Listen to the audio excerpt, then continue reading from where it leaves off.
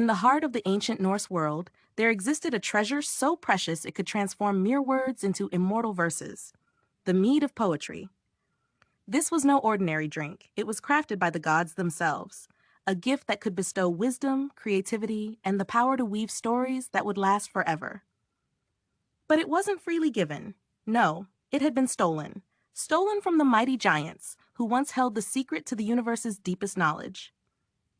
It all began with the giant Kvasir, born of the spittle of two great races, the Aesir and the Vanir, after their peace agreement.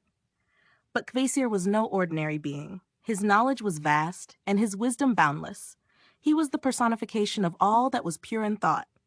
Yet the giants, greedy, cunning, and forever at odds with the gods, sought the mead of poetry for themselves. They would stop at nothing to possess its power, and so the gods devised a treacherous plot.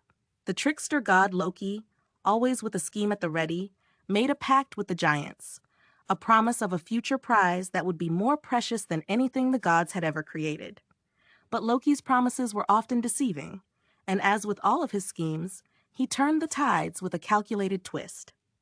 The mead, hidden within a mountain, guarded fiercely by a wise giant named Suttungr, would be Loki's to steal if only he could trick the giant into relinquishing it. Through a web of lies, disguises, and betrayal, Loki deceived Suttungr. The mead of poetry was finally stolen from the giants, but it came at a great cost. In his greed, Loki was forced to transform into a beautiful eagle, a creature capable of soaring through the skies, carrying the precious mead in its beak. The gods, eager to claim their prize, watched as Loki flew toward Asgard, but the giants, now furious at their loss, gave chase. The air crackled with tension as Loki sped toward his home. The giants followed, determined to reclaim what was theirs. In the end, Loki made it to Asgard, where the gods drank from the mead of poetry, each one feeling its immense power fill their minds and their souls.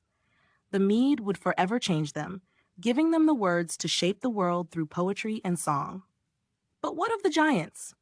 The gods had stolen from them, taking the essence of their wisdom. And yet, as the mead settled into the hearts of the gods, they knew that even the greatest victories come with a price.